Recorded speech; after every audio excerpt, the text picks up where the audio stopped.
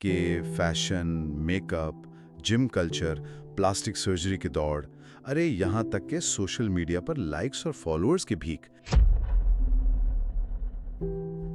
یہ سب ایک ہی بنیاد پر کھڑے ہیں کہ اصل قدر و قیمت ظاہری چیزوں میں نہیں ہے، نہ مہنگے کپڑوں میں، نہ جدید ترین فون میں، نہ سرجری سے بدلے ہوئے نقوش میں۔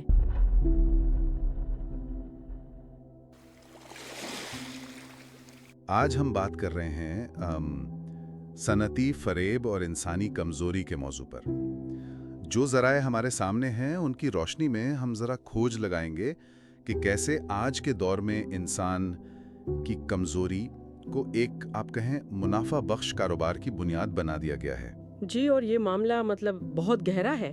ہماری اپنی بے یقینی، خود کو کمتر سمجھنے کا وہ جو احساس ہے، دوسروں کی نقالی کی خواہش، ارے یہ سب تو جیسے خام مال ہے اس خربوں ڈالر کی صنعت جو آج ہمارے معاشرے پہ آپ دیکھیں چھائی ہوئی ہے۔ تو آج ہماری یہ جو کھوج ہے اس کا مقصد ہے اس صنعتی فریب کاری کے نقاب کو نوچنا، یہ سمجھنا کہ کمپنیاں کس طرح ہماری نفسیاتی کمزوریوں کو استعمال کرتی ہیں، ہمیں غیر ضروری چیزیں خریدنے پر اکساتی ہیں، اور اس جال سے نکلنے کی راہ کیا ہے۔ آئیے اس معاملے کی گہرائی میں اترتے ہیں۔ ذرائع میں ایک بڑی دلچسپ بات سامنے آئی کہ فیشن، میک اپ، جم کلچر، پلاسٹک سرجری کی دوڑ، ارے یہاں تک کہ سوشل میڈیا پر لائکس اور فالوورز کی بھیک، یہ سب ایک ہی بنیاد پر کھڑے ہیں، وہ ہے انسان کا خود کو نامکمل محسوس کرنا۔ بالکل۔ اور کمپنیاں ہر قیمت پر چاہتی ہیں کہ یہ احساس کبھی ختم نہ ہو۔ جی، یہ نقطہ بہت اہم ہے کیونکہ یہ صرف مصنوعات بیچنے کا معاملہ نہیں ہے، یہ تو ذہنوں پر قبضے کی جنگ ہے۔ اشتہارات وہ اتنی چالاکی سے یہ وہم ہمارے اندر اتارتے ہیں کہ خوشی، قبولیت، خوبصورتی یا سماجی رتبہ بس ان کی پروڈکٹ خرید لینے سے حاصل ہو جائے گا۔ اچھا، یہ ایک آپ کہیں بہت سوچا سمجھا فریب ہے۔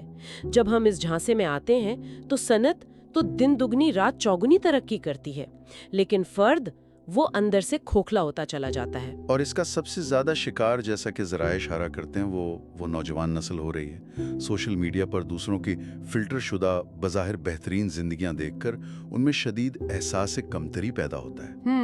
یہ جاننا ضروری ہے کہ یہ احساس کمتری بھی بڑی حد تک انہی کمپنیوں کا پیدا کردہ ماحول ہے جس کی فلم میں ہم سب انجانے میں کردار نبھا رہے ہیں۔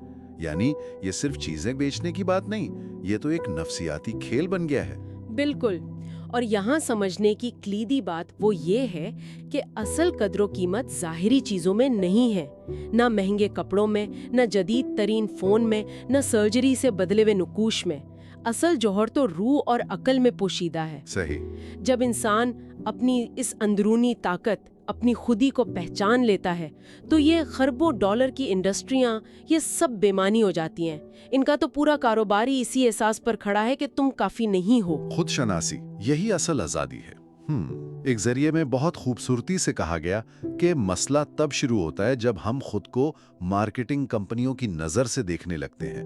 ضرورت اس بات کی ہے کہ ہم خود کو اس نظر سے دیکھیں جسے خالق نے ہمیں دیکھا ہے، یعنی مکمل، باوقار اور اپنی ذات میں منفرد۔ یہ سوچ ہی انسان کو کتنا طاقتور بنا دیتی ہے۔ اصل حقیقت کو پا لیتا ہے وہ پھر اس سب سے بڑی صنعت یعنی دوسروں کی رائے اور مارکیٹ کے رجحانات کی غلامی سے نکل جاتا ہے۔